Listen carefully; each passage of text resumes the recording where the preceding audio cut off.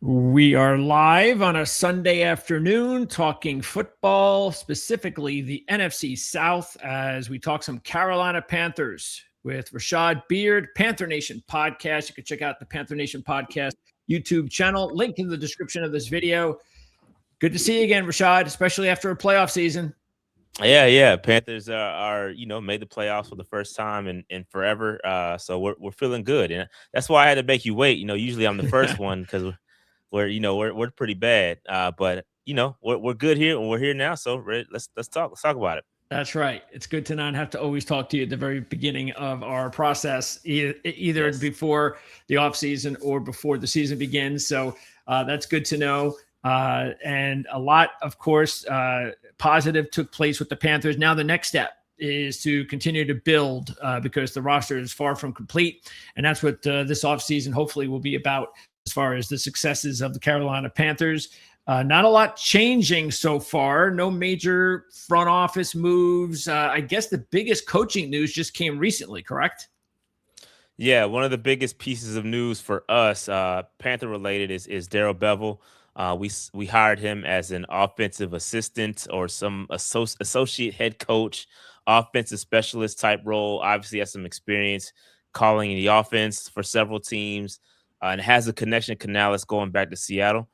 So one of the big question marks going into the offseason was, can Canales handle the offensive play calling and the head coaching, right? And that's been a little bit of a struggle for us Panther fans. It's like, all right, he's a good coach. We like him as a coach, but some of the play calling is a little questionable, right? Is he getting the best out of Bryce?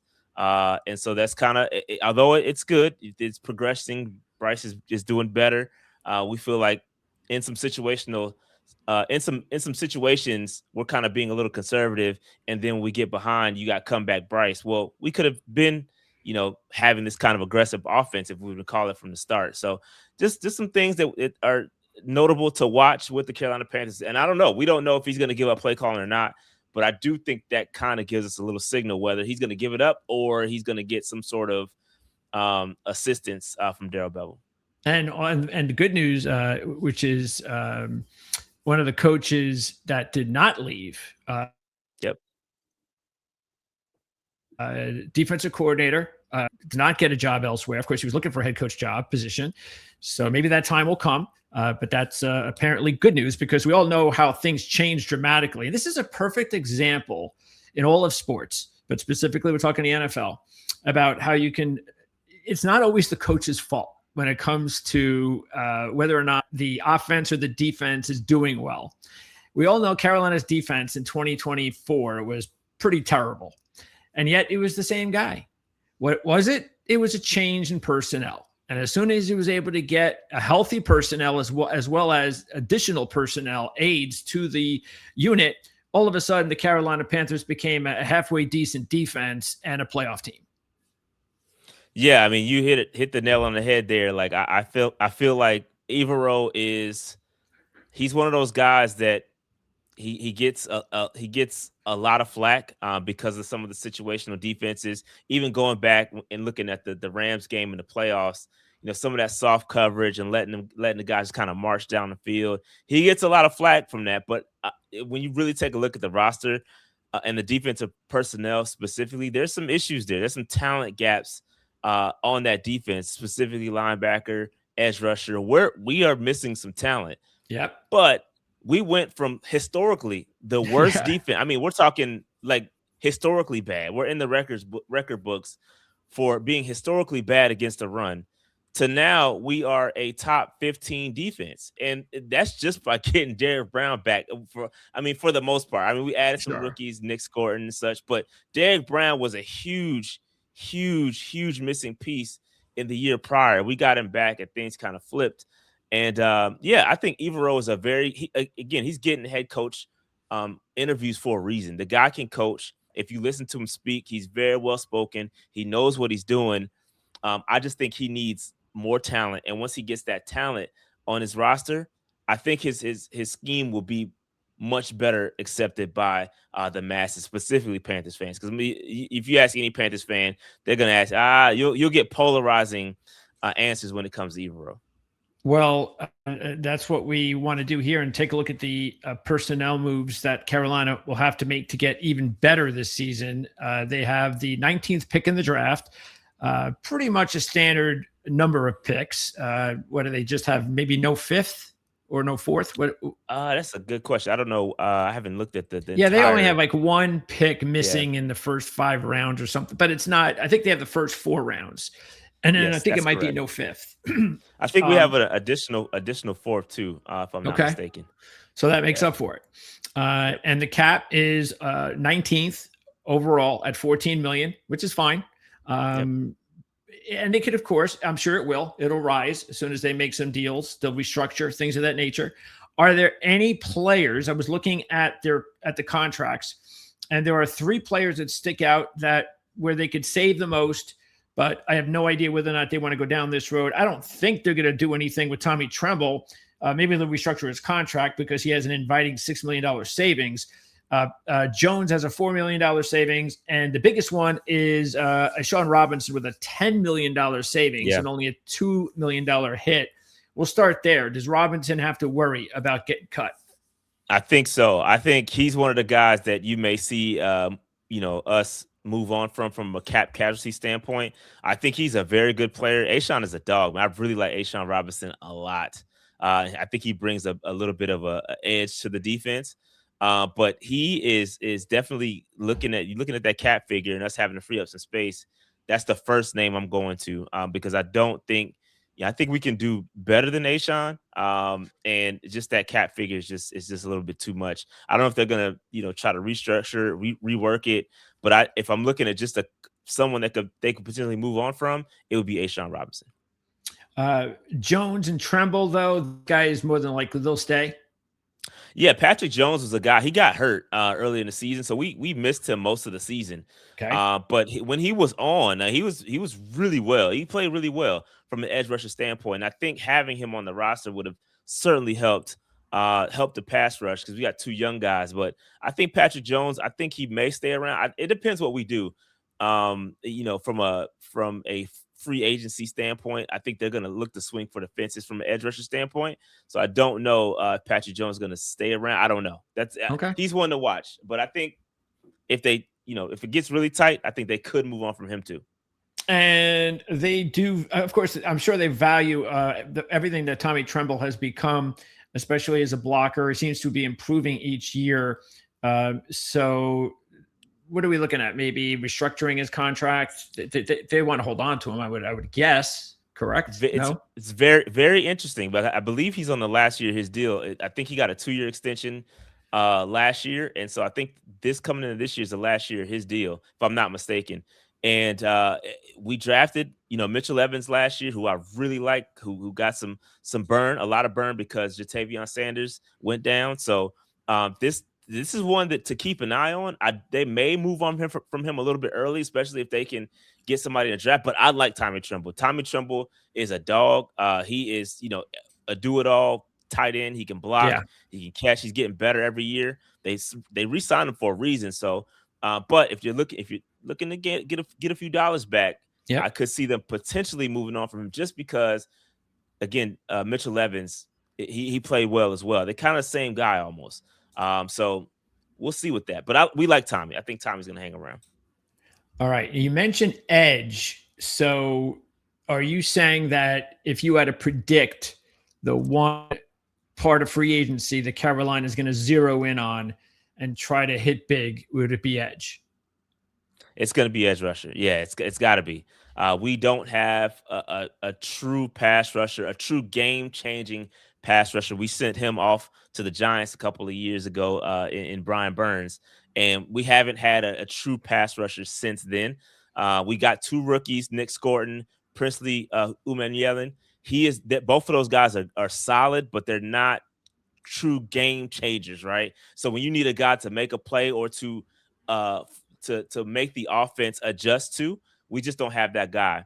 So I expect us to really swing for that. I think it's scrolling way too far down. I think we're gonna go right to the top, and I think they're going to swing for the fences and go for Trey Hendrickson, or maybe even potentially trade for Max Crosby. I really think they're going to make that kind of move, because I think that's if you look at our defense, that's the biggest thing we're missing is an edge rusher. We need an edge rusher in the building, and I don't think we're going to draft another one. We invested some draft capital into the edge rusher position. Hasn't quite worked out for us. I think they're going to swing for the fences and go for the top guys. One of those guys, and on the top of this list, will be a Carolina Panther. Mark my words. Well, the unfortunate thing is, it's like, as we all know, the edge rushers are sort of like offensive tackles. They very rarely are available on the market, especially in the prime of their careers, like Hendrickson is, even though he's also getting a little bit older, coming off an injury. But teams are desperate. They're desperate for pass rushers. They're desperate for offensive tackles. And Hendrickson's out there for a reason. And the biggest one is just because he's associated with the Cincinnati Bengals. Let's be honest. Hopefully he'll be healthy and he can provide another 2 years of service wherever he lands. So I'm sure he's going to make out. It just all depends on where he lands, because there's going to be a lot of teams asking for him. So for sure, we'll see if the Panthers can get lucky and land Trey Hendrickson. Look, it's a deep class of edge rushers this year. So I agree with you. There's no reason for them to go back into the first round, but because it's so deep, you could easily, depending on what they do in free agency, I can still see them saying, hey, let's just grab another one of these guys in the second, third, fourth round, because it's such a deep class. Let's continue with free agency now and talk about the players that are definite free agents. Panthers are going to have to make some decisions on, starting with the offense. And looking here, I do not see, look, Dowdle seems like to be the biggest name on the list, but he is a running back. There's still Chuba Hubbard there. They spent draft picks the last couple of years on running backs. You can spend another draft pick again this year on a running back if you like. Do you think that's the direction they're going to go and let Rico sign elsewhere?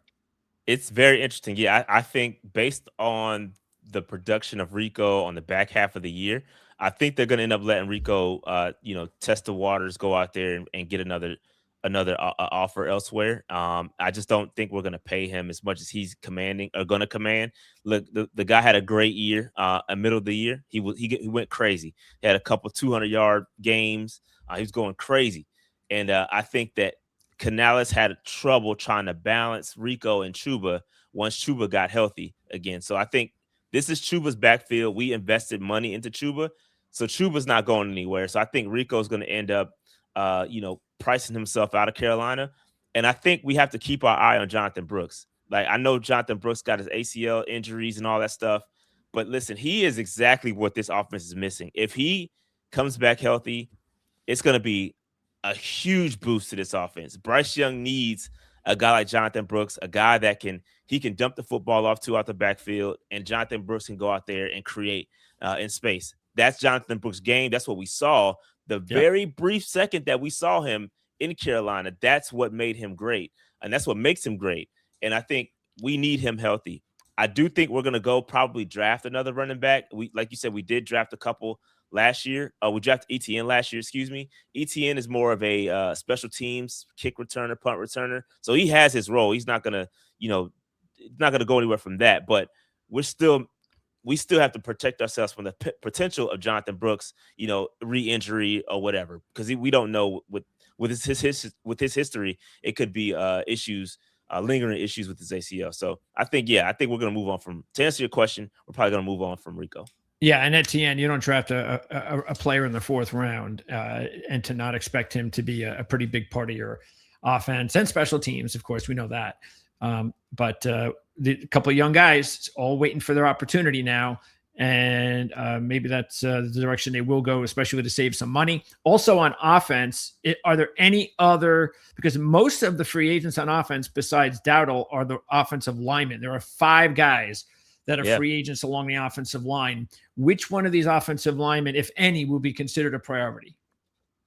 I mean, Cade Mays has to be the priority. Right? He's our starting center. He was a backup, worked his way into the starting role, kind of took it from Austin Corbett. And the guy's been playing well. The word on the street is there are other teams interested in his services, and the Panthers want to keep him. but he may also price himself out depending what moves we can make to restructure. But Cade Mays is a guy I think we need to find a way to get back. I think he's going to definitely make himself some money, whether it's here or another team. But yeah, Cade Mays has to come back. The other guys, Austin Corbett, I think it's time. He's been so banged up. It's been tough for him to get on the field, and he kind of lost his role to Cade Mays as starting center. I think we're going to move on from him. Christensen is a swing tackle, can play. He can play every position on the offensive line: guard, center, tackle, both sides. He can play literally every position on the offensive line. So he's a guy you want to bring back for depth purposes. But I don't know. He may find himself another job elsewhere as well. I think the one that has become super critical to keep right now is Yash Nyman. Really? The reason being is because Icky got injured in the Rams game. Very bad injury, right? Not good. He's going to be out for probably through training camp, right? And so you have to have Yash. Yash was very capable. He's a swing tackle. He can play left and right tackle. Probably better on the right, but can play left in a pinch. And I think you have to keep Yash. We paid him, I think, $6 or $7 million last year for 1 year. I think you bring him back just because Icky's down. You need some continuity. You know the system, so you got to keep Yash as well. But Icky got injured at the worst possible time on a contract year in the last game of the season, and it's a knee. It's bad. It's not good at all. It's probably one of the worst injuries an offensive lineman can get. So his rehab is going to take some time, and so that's going to be unfortunate. But Yash, Mays, those are the guys that we need to keep. Okay. Let's now move on to the defense. Before I move on, James Mitchell. He is a restricted free agent. Is he somebody that, after taking a look at him, and you mentioned Sanders and Evans, is Mitchell a guy that could be somebody that they see a lot more of the future with this team? Nah, I think James will come in a pinch. I think they like him, his ability, bigger tight end. They like him, but I don't know that he's not super critical. Now, I think you got to scroll back up a little bit there. Go back up. I think you got to talk about a guy in Jalen Coker. I know he's an exclusive rights free agent. He's not going to go anywhere. Yeah. But this guy, we've talked about him. Sure. He's one of my favorites. Yeah. I've interviewed him 3 times. He's come on my show, so I'm a huge fan of Jalen Coker. And this guy's literally played himself into some big money this season, coming as an undrafted free agent. So he's going to get a nice contract. He's going to get a nice contract from the Carolina Panthers this season. So we talk about the disadvantages of being an undrafted free agent. This is an advantage of being an undrafted free agent because he's getting to his contract earlier in his career because, he's come in, he's played his way into it. It's tough, right? He had an uphill battle, had to play his way onto the starting lineup. He's playing very, very well, worked his way up. He is now officially wide receiver 2 for the Carolina Panthers. And so he, again, kind of knocked Xavier Legette out that role. And, I think big things are coming from Jalen Coker as long as he can stay healthy. Yeah, Legette, unfortunately, I don't have to tell you, of course, that has not worked out so far. What do you think about this will be a huge year for him? Yeah, I mean, this is make or break for XL, man. We like XL. We want XL to succeed. But I'd be honest and I'd be remiss if I didn't say I was super disappointed. We drafted him in the first round. He's very similar to Keon Coleman, right? Like we expect these guys to play better. I mean, it's just not clicking. I mean, he can get open. He's got to work on his hands. He's got to work on his field awareness. I mean, there's situations where he's not getting 2 feet down in simple situations where any NFL receiver can get 2 feet down. I think he had a late, had a late burst coming into college, right? So his senior year, he had a good year. He wasn't good until his senior year in college. And so he's still learning the game. And so now it's taking him some time to get right and develop as an NFL wide receiver. So, but I agree. This is make or break. This is make or break for XL, man. He has got to get it together. He had an interview with Cam Newton at the Super Bowl, and they were talking about it. And I think that he needs to get on the same page with Bryce Young and the coaching staff because I don't think he feels like he is being utilized to the best of his abilities. Okay. Let's now move on to the defense. And most of the free agents here seem to be in the back seven, with the exception of you got DJ Woonham, who is, well, actually, you could put him there as well, but he's an edge guy, and Gibson. So let's talk about those two. Either one of those guys will be back.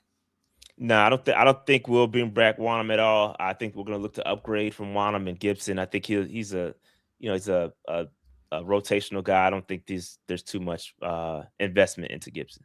Okay, linebackers, and none of these guys. Rose Boom. I mean, he just seems like just a veteran who plays a lot, but doesn't really make any earth-shattering changes to the defense. And then you got a few other guys. Any of these guys important to bring back? I think they may try to bring back Roseboom to be a rotational guy. I think that's what we initially brought him in for. Okay. We had Josie Jewell. Josie Jewell had the concussion issues, and so he didn't play this year, which is why Christian Roseboom ended up being a starter.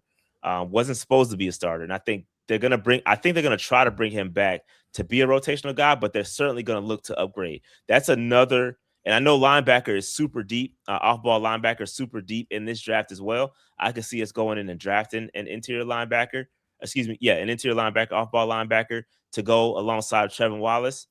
But they also may bring in a veteran too. Think about Devin Lloyd. I think there's a couple of guys out there that I think they can go out there and get to improve that line, because that's a huge edge rusher, off-ball linebacker are critical. And they need to be improved this year. So for sure, we're going to bring in some guys to improve that. Okay. Is his career over? Who? Jewel? Yeah. I don't know. I think he can come back, but we haven't seen him. He kind of just hung it up and said, I'm stepping away. I don't know if it's going to be temporary or he's cooked for the year, for his career. I don't know. All right. So, and we're going to get into that, the top needs for the Panthers, because you mentioned linebacker, and I'll just put a little sneak peek in there.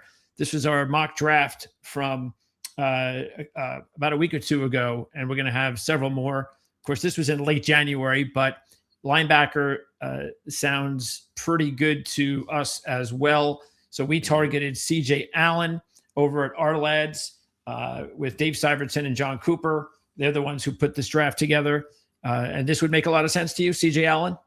Yeah, I think it would make sense depending on what we do in free agency, right? If we go out there and get Devin Lloyd, then that wouldn't make as much sense. But if we go out and get, if we only invest in edge rushers and we still have a gap at linebacker, then it makes perfect sense. But I think Dan Morgan is going to try to shore up every position going into the draft and just draft BPA. That's what he's been doing.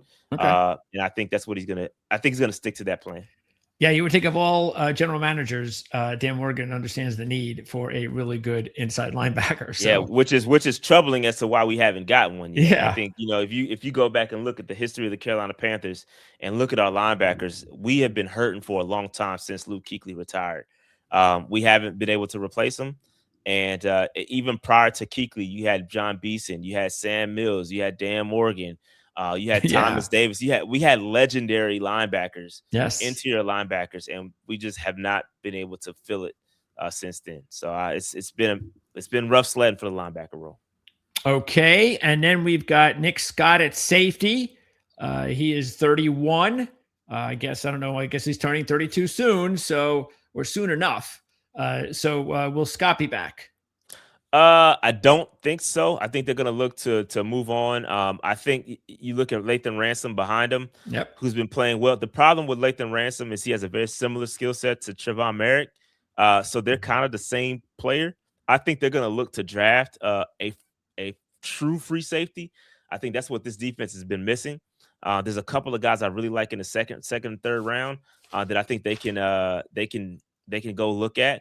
But we don't have a true free a ball hawking free safety. We don't have that. Both of our linebackers in Merrick and Ransom are better close to the line of scrimmage, and so they're exceptional there. But free, sometimes we get beat, and I think we need a free safety for sure.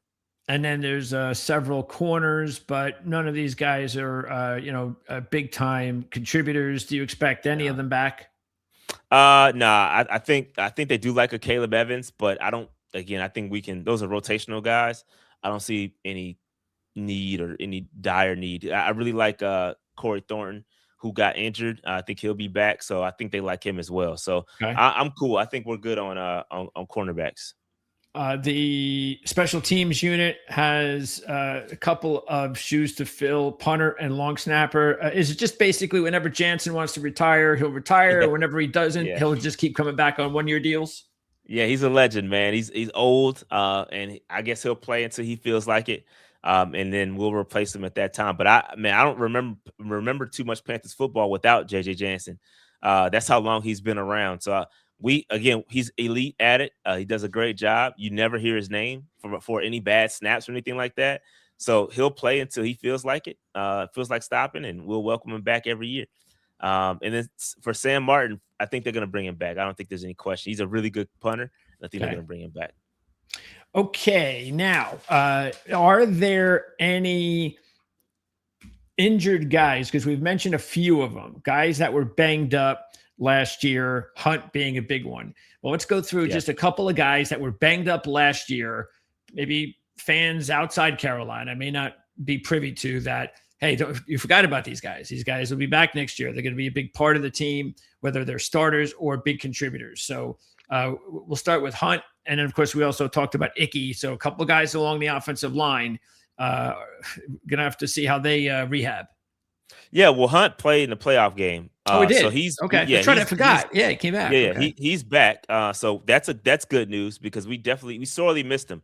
But the good news about the Carolina Panthers is that the offensive line depth was very good this year. So we played well, but we missed Robert Hunt for most of the year. And he played in the Rams game, obviously in the playoff game, and we're gonna need him back next year. But he's good. Icky is the one you got to watch going into the offseason. He's gonna be rehabbing, mess his knee up pretty bad, and so he's gonna have to. We may not be with him the first 6-7 games of the season as he going to rehab throughout the year. May get him back at training camp. I have no idea, but it's an injury we're going to have to watch for sure. Luckily, the Carolina Panthers have been mostly healthy. We didn't have a really big injury like we did with Derek Brown last year. There's nobody really. Maybe Patrick Jones. That's really the only injury we're like, okay. He may come back and do some damage, but outside of that, we were relatively healthy. Okay. All right. Let's talk about some developing young players on the team. Same kind of question, which is these are guys that maybe some fans are not they're not aware of, that the Panthers have some high hopes for these kids. Maybe they haven't cracked the starting lineup yet, or they're on the verge of being major contributors. Give us a couple of names, because I remember asking you this question a couple of years ago. And I remember the name Jalen Coker. So, So let's see if there's any. I know we're probably not going to find any Jalen Cokers, but that's asking a lot. But you never know. So give us a couple of guys that you think might be ready to take that next step. Yeah, I think you got to watch Jimmy Horn Jr. This kid is electric, and he did not get many opportunities this year. They kind of use him as a decoy for speed. They will put him in motion, try to get some matchups, and whenever he had a play, he made it. Whenever he touched the football, he made something happen. But I would like to see more of Jimmy Horn Jr. And our wide receiver room is a little crowded. You got a lot of mouths to feed with T-Mac, Xavier Legette, Coker, and Jimmy Horn. There's just a lot of mouths to feed. And so he kind of got lost in the sauce a little bit. So I think he's a guy, when given the opportunity, could potentially surprise some folks. Mitchell Evans, tight end. I like Mitchell Evans a lot. We drafted him last year. I don't know if we're going to talk about this, but we really have to talk about the success of our draft class last year, because all of these guys that I'm talking about, they're from our draft class last year, and they were contributors this year. They played well when they got the opportunities in very small sample size. Excuse me. So when you go out and you see a Mitchell Evans blocking and catching, playing very, very well, he's a guy that, if given the opportunity, because he's playing behind Jatavion Sanders and Tommy Tremble, Jatavion got hurt, so we got to see a little bit more Mitchell Evans this year. He's he's got a lot of ability in between, 10 yards. He's really good. Like, he's a really good receiver, sure hands, not going to drop the football, a really physical blocker. I like him a lot. He's a really, really good tight end. I think he's going to be the tight end of the future. Maybe not next year, but year 3, year 4, you're going to start to say, hey, man, who's this guy? I think he's going to keep an eye on Mitchell Evans for sure. It's going to be good. And he's now been healthy the last 2 years, which is really important based on his previous injury history. So exactly. That's a good sign. Okay. So, yeah, I mean, keep him coming. Give me some other doesn't have to just be the rookie class, but if you've got more from the rookie class, that's fine. No, so I got to go back to Jonathan Brooks. I mean, people forget about Jonathan Brooks. He's going to, if he stays healthy, I'm telling you, he is going to be a serious problem with the receiving out the backfield, making people miss. He's going to be really good. I just hope he stays healthy. Okay. Anyone on defense? Yeah, defensively, again, got to go with the rookie class, man. Nick Scorton had a really good year, very solid against the run, still developing as a pass rusher, but he is so good. He's going to be really good. I have no question that he's going to be a very good edge rusher. Again, just kind of dealing with the being a rookie, the body going against those bigger guys. I think he's developing, so he'll be good along the way. I'm trying to see who else you got from a defensive standpoint that could surprise some folks. Mentioned Corey Thornton. Yeah, undrafted guy too. Very good. Corey Thornton, when he got the opportunities, when J.C. Horn goes down, Corey Thornton plays. He's got some juice to him. He's a very physical player, bigger cornerback, so he can line up. If Mike Jackson or J.C. Horn happen to go down, the kid can slot right in there. I don't think you'll miss a beat. Corey Thornton is a very, very good cornerback. Very good cornerback. I call him the Jalen Coker of the defense. You're that serious. You think really highly of him. Corey Thornton is a very good cornerback. Yes, very good. Okay. By the way, you mentioned J.C. Horn. Was he satisfied with his past season? I would say, yeah. I mean, he had a Pro Bowl season. I think that our defense, unfortunately, that word now has been tarnished. Yeah, I know. This is the year it tarnished it all. Yeah, I know. It's got to be pro. It's got to be all pro. If you don't say the word all pro, right. I don't think anybody wants to hear Pro Bowl anymore. You're right. As soon as I said it, I cringed. I'm not gonna lie. So you're absolutely right, and I do agree with that assessment. Pro Bowls aren't what they used to be, but I would say yes. I would say J.C. Horn is pretty satisfied. Okay. We did miss him in the critical moment. I think he went out due to concussion protocol in the Rams game, and that's why they were able to drive right down the field and score on that last drive. But yeah, man, JC is elite when he's on the field. Very good cornerback. Okay. So yeah, I think JC's. Pro Football Focus had some problems with him this year. I see. Yeah, I mean that's why you can't always trust Pro Football Focus. I mean, yeah, I like Pro Football Focus. I tend to agree a lot of the times with their assessments, but again, JC is he's good. He's still elite. He's still elite cornerback. He's a top 10 cornerback in the league for sure, easily. Okay, so anyone else? Anyone young here? A lot of young guys, by the way, especially a lot of undrafted guys. So, So Shaw Smith-Wade played well this season. He's a guy that I'm going to be honest, I did not like coming out of a couple years ago, but he's playing well, so I give him a lot of credit. Trevin Wallace is still developing. Again, like you said, this is a young team. Our whole team is young. If you take off guys like J.J. Jansen and you take off a couple of those older guys, I promise you, we will have one of the younger rosters in the league. We're just a young team, and so a young team just coming off of an NFC South victory championship is great. The guys are developing, which is what you want to see. I think we're going to add a couple of veteran talents to this roster, especially on the defensive side, and I think we're going to be good to go next year. Yeah, and of course, I was very excited as I remember telling you that I was able to draft Tet on my Dynasty Rookie League. I was very fortunate, and I had like the 6th pick or something like that, and I was like, "There's no way I'm getting him," and I couldn't believe he was there. I was like, "Whoop, got him!" A lot of people slept on the Panthers' offense, man, but T-Mac is a man. What's crazy is obviously he's offensive rookie of the year, well deserved, by the way, and he left a couple big plays on the field. Like he dropped quite a few balls this year, right? And so it's gonna absolutely no. Yeah. I 100% agree. Yeah, but what I say that to say, he had a very good season, and he still left some meat on the bone, Mm-hmm. right? He is that good. He's elite. If you watch him play, he reminds me so much of young Mike Evans. Mike Evans used to cheat, and I call him a cheater because Mike Evans the ability to draw offensive passing or defensive pass interference that's a talent, right? Uh-huh. Being able to draw those flags.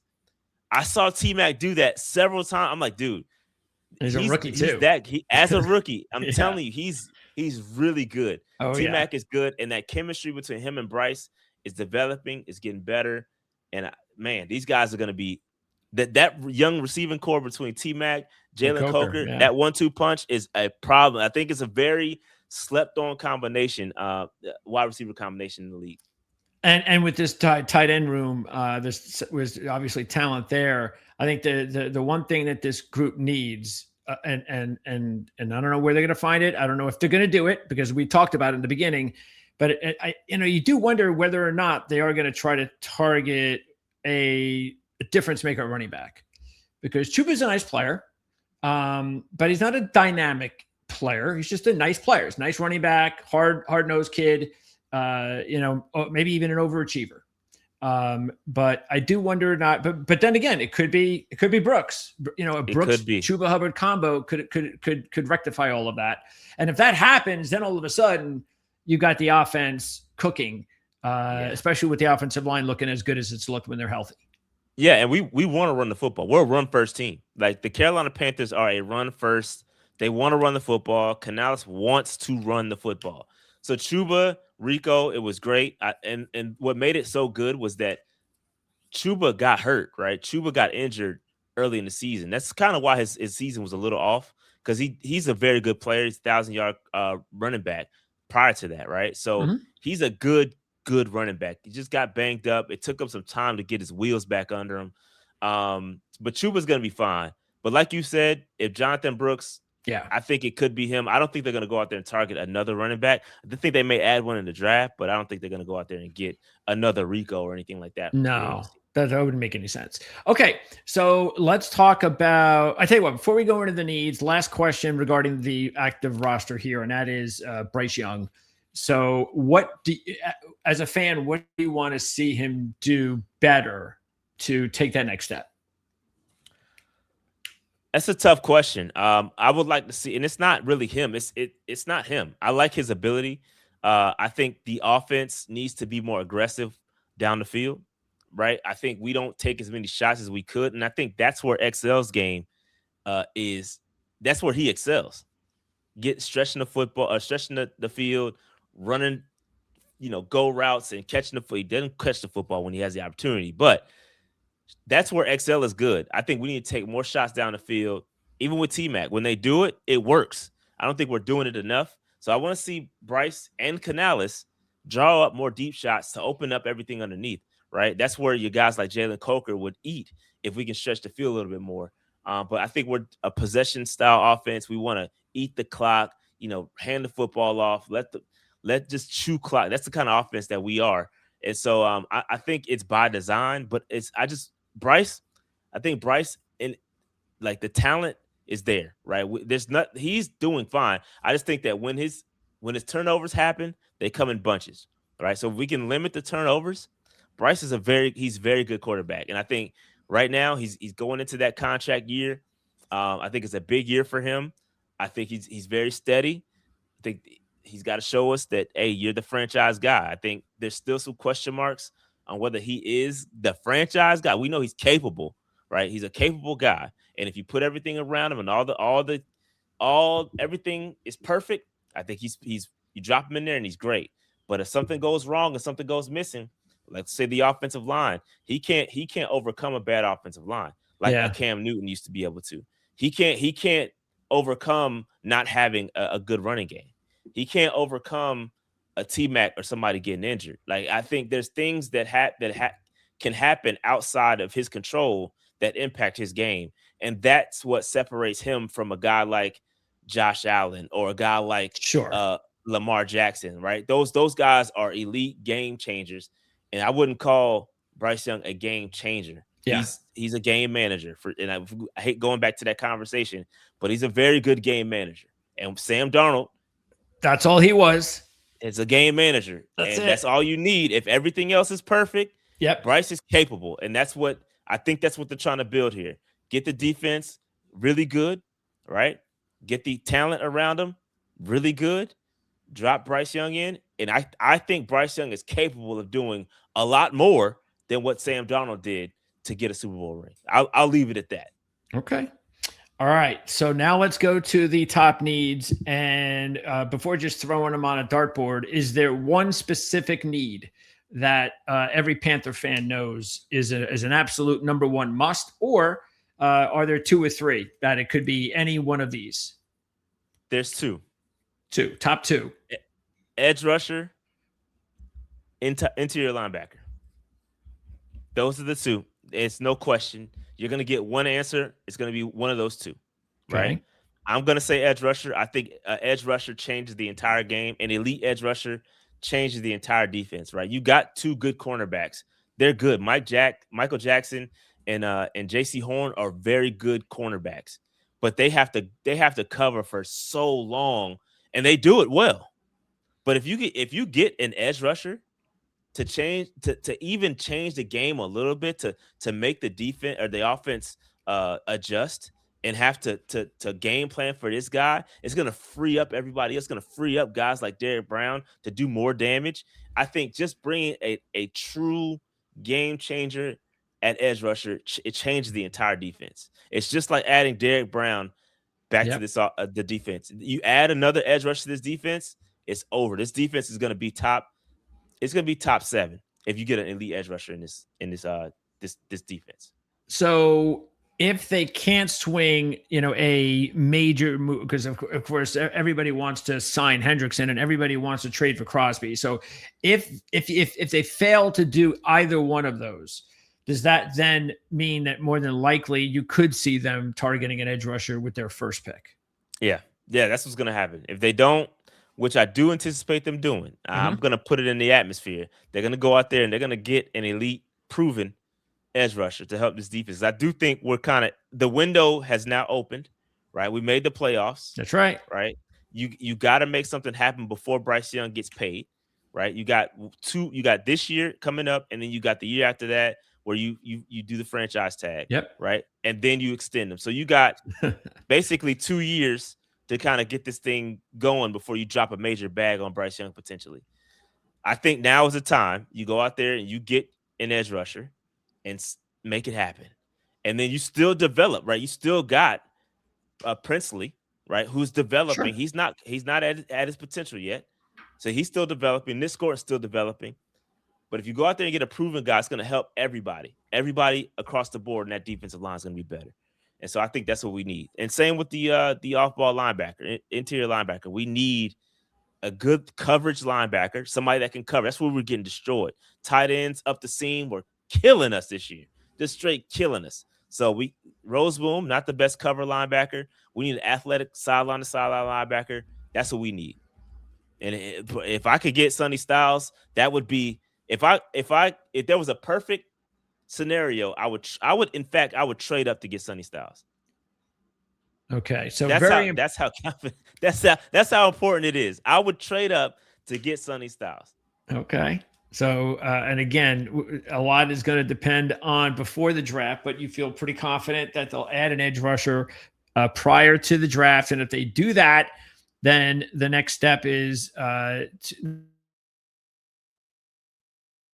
now, again, a lot's going to depend on if they trade for an edge rusher and a significant one, that first-round draft pick may not be there. So we have to keep that in mind. But, hey, if it's Max Crosby, that's what you got to give up. And and I'm sure you're giving up more than a first-round draft pick for Max Crosby. But, hey, I'd be okay with it. I'm sure you would too. So he's a generational player. I would. That's what we need. We need generational players on this defense. So especially the edge rusher, we need it bad. Do whatever it takes. And I think you'll see it. I think Dan Morgan, those guys have been talking. They've been saying everybody knows what we need. And I think they're going to go out there and get it somehow, some way. Any of these edge rushers better fits these 10 guys that are our most recent top 10. Of course, this is in flux. This is a change and updated, especially after the combine. But any of these guys fit better or worse with the scheme that Carolina runs, or what you're looking for? I don't know. I'm gonna be honest. I think the one that makes the most sense, I think TJ Parker is and for the record, we've never drafted a Clemson guy ever in the history of the Carolina Panthers, which is really weird because they're kind of local. So you would think we would have drafted a guy from Clemson, but we've never drafted anyone from Clemson in the history of the Carolina Panthers. But I think TJ Parker, he's one that if you can get him, I think he fits what we're trying to do. I think they're gonna want guys that can play multiple, right? They can play inside, they can play outside. I think TJ Parker can do that. I like Cassius Howell a lot as well. Between those two, I think if we can get in Ruben Bain, obviously he's way out. He's gonna go way before we can get him. But obviously he would be a great fit too. But Cassius Howell, TJ Parker, those are the two guys I'm looking at, and maybe they would fit right in exactly what Evero's trying to do. Okay, excellent. And let's go through the rest of the needs. So we've gone through the top two guaranteed. These are the ones that are the biggest priority this offseason: edge and inside linebacker. Do you have a number 3 or 3, 4, 5 also kind of mixed together?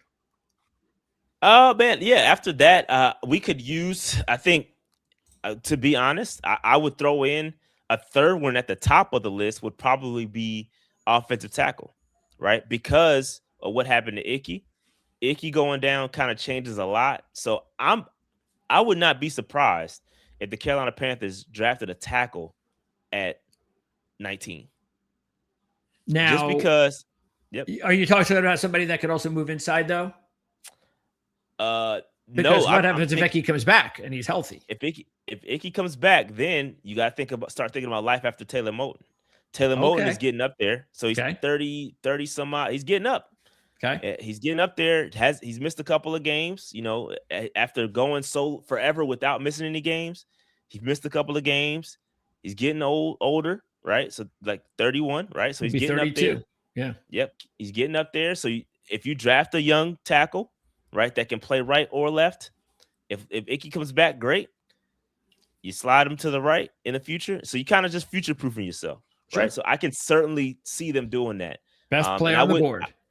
I wouldn't be mad. Yeah, BPA, exactly. BPA. And if that happens to be one of those top guys, it has to be Fano, then it is what it is. You have to take them. Yeah. Let me see where I like the kid from Miami too. I like both of those guys. Well, he's right before you on our mock draft. I like it. I like him. Like him. If they were to get him, I would not be mad at it. Or either one of those guys.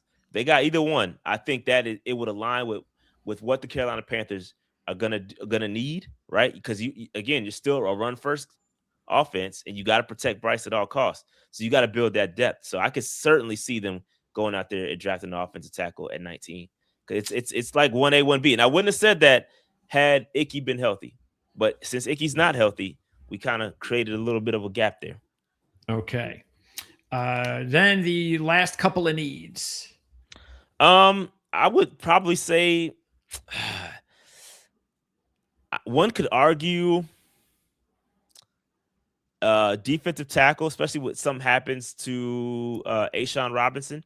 Okay.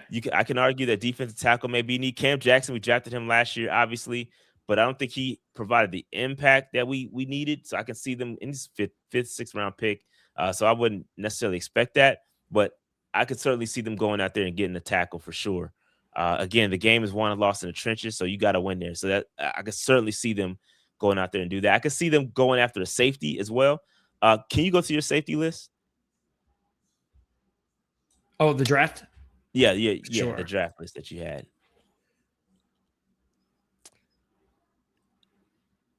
It's a pretty nice list. Well, the top two guys are really good, but yeah, for sure. We're not getting Caleb. Caleb Downs would be a dream. That's not gonna happen. But I do actually, I'm low key. I think if we can get him late, I think he would be a great impact and aligns with your top 10 guys. But I like Bud Clark a lot. It's a true free, bigger safety. He had a great Senior Bowl. I like Bud. If we can get Bud Clark in the third or fourth, I would be elated. I think he can fit right as a true free safety. He's a legit free safety, and that's what this defense needs. So I like him. All right. So there you go. Edge, inside linebacker, offensive tackle. Those are the top three. Then defensive tackle / nose tackle. You're looking for a guy with size up front, the true nose. Yep. Okay. And a true nose would be great. And a true free safety. A true nose would be great. Yep, and a true free safety that we don't have it. Ransom and Merrick are strong, better at the line of scrimmage, and we don't have a true free. Nick was getting beat a lot. Just not ideal for our system. What would be the surprise first round pick? Sort of like when fans were outside of Tampa were very surprised that Tampa went and drafted a receiver first. They were like, how many receivers do you need? And then it turned out that actually was a pretty good investment based on Evans' age, Godwin's injury, et cetera, et cetera. So would there be a pick in the first round where outsiders would be like, wait, what? Carolina drafted? Really? Why would they do that? Now, just looking at your needs, I'd probably say tackle might fit that, because I'm not sure most fans outside Carolina would think that you'd be drafting a tackle. Yeah, so. I think tackle would be that surprise. But if you really look into it, it's not surprising at all. I think wide receiver. Look, listen, they're not going to draft a wide receiver in the first round. That would be highly unlikely. But I am of the thought that you need to draft a wide receiver every single year. Just you have to keep that pipeline, and I don't think we have that electric.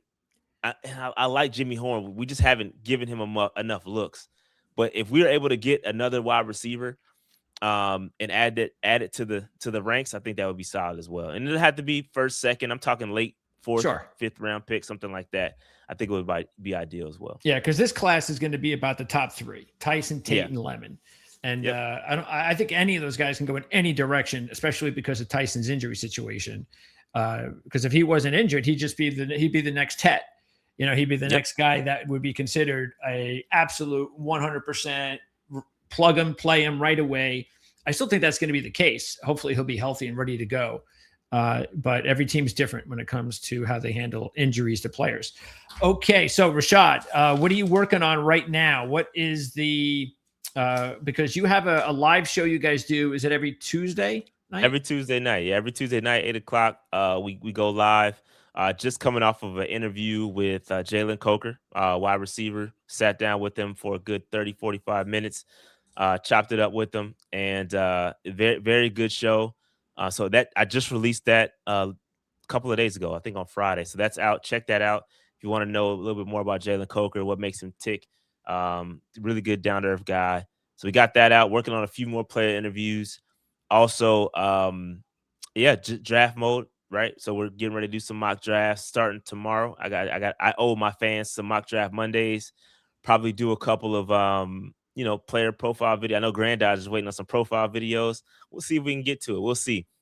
Because during COVID, I had a lot of time and to invest in draft, and I don't have that time anymore. So I used to do player profile videos back in the day. So. I'll get a question in from Grandizer. One question in from Grandizer, because he's been pretty impactful here on the message board. So what about this? What about drafting a quarterback? Isn't this Andy Dalton's last year? Upgrade quarterback number 2. Yeah, I think we're now in a situation where Bryce doesn't need a veteran behind him, right? I think he's kind of growing up. I think he's got his own ways of doing things. We no longer need a veteran backup behind Bryce Young. I think that drafting a quarterback is going to make some people blink a couple. Like, what? Why are we drafting a quarterback? I still think they're going to go out there and find a journeyman to come in and back up Bryce. I don't know if they're just going to hand it over to another rookie.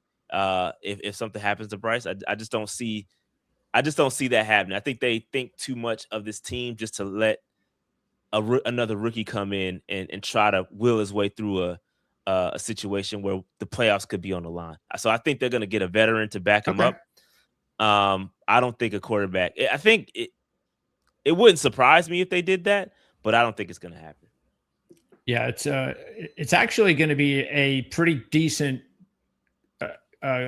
class of quarterbacks after the first round.